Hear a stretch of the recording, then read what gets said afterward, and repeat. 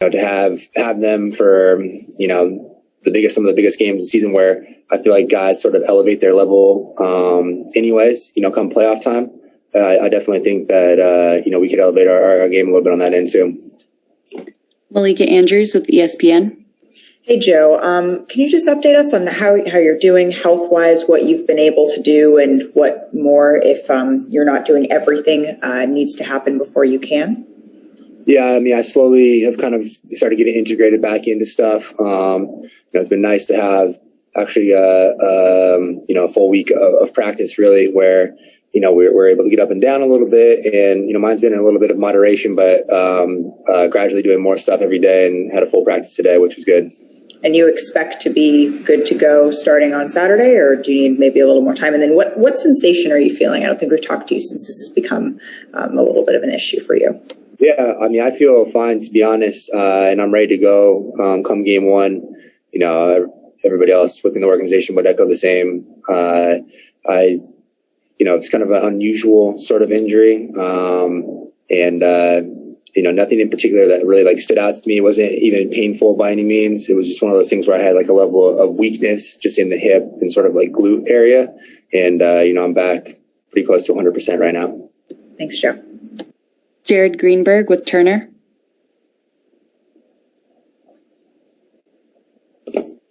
Jared, you're on mute. Sorry, rookie move.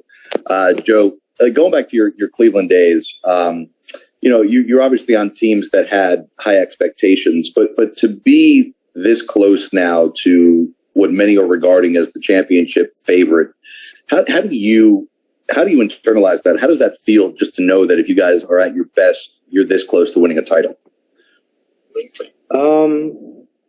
To be honest, this is a point that I think every organization in the NBA is trying to get to in terms of expectations. You hope to get to championship level expectations as a team. But for us as a team, it's not anything that's really discussed. I think for us, it's just really, we're trying to be as in the moment and present as possible. And it's sort of like a, cliche thing to say, but it's true. Can't look too far ahead.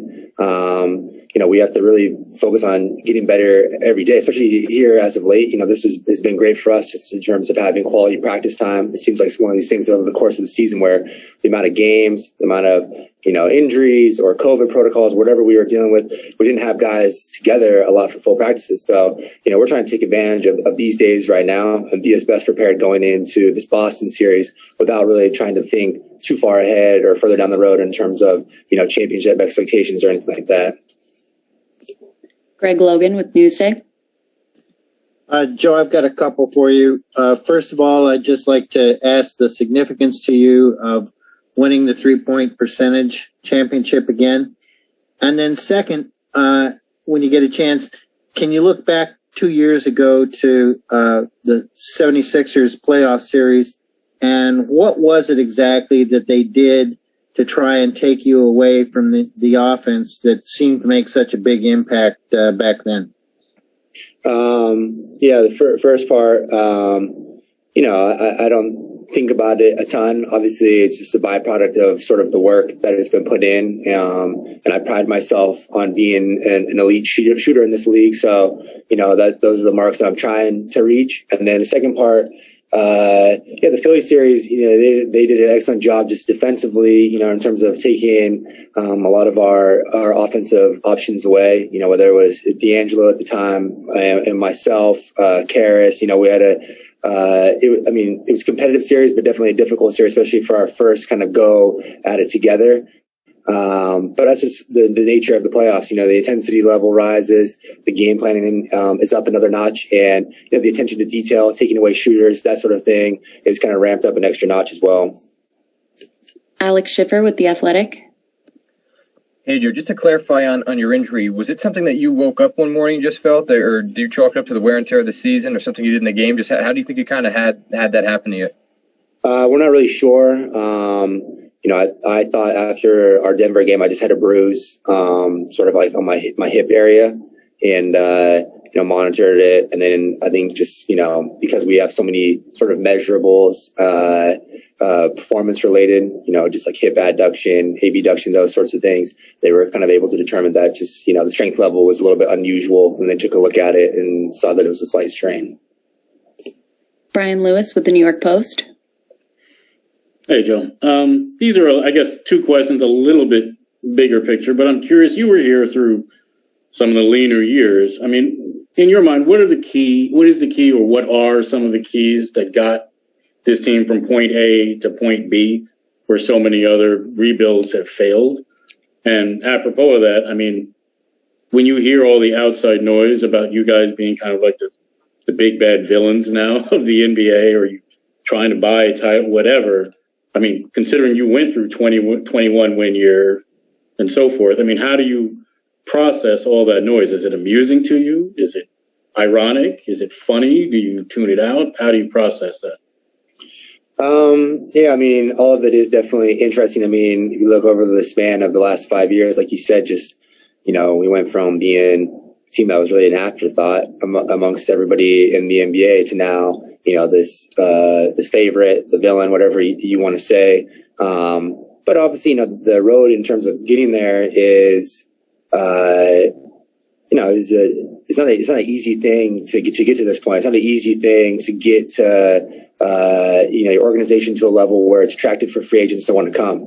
Obviously we have, the fact that, being in a big market, is certainly attractive. Playing in a place like Brooklyn, certainly attractive. But at the end of the day, guys want to come where they see the best fit in terms of culture, quality of players.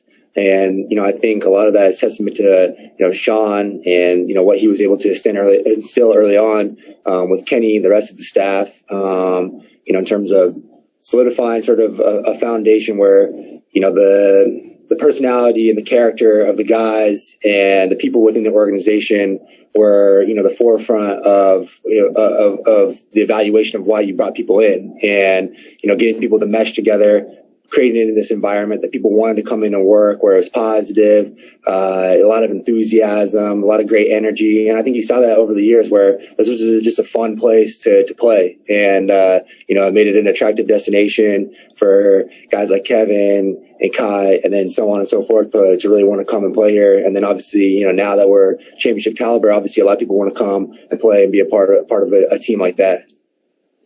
Last question, Christian Winfield with the Daily News. Hey, what's going on, Joe? Working on kind of an offbeat story here, and you're one of the longest tenured Nets, maybe the longest tenured Net on the roster right now. So can you kind of walk me through when, or if there was ever a transition to where Brooklyn kind of became the smoothie capital of the NBA? It seems like every player has a smoothie. Like, was that always the case, or is that something that kind of worked itself along over the seasons? Yeah, since I've been here, we've always had unbelievable sort of kitchen staff. Our chefs that we have, Marlon, Mo, Benny, Armando, these guys are great. And they, provide a lot of us with post-game or post-practice smoothies, and even pre-game smoothies as well. So it's just, since I've been here, it's sort of been the norm. And, we just happen to get a lot of pub for it here lately because, with James. Thanks so much, Joe. We appreciate it.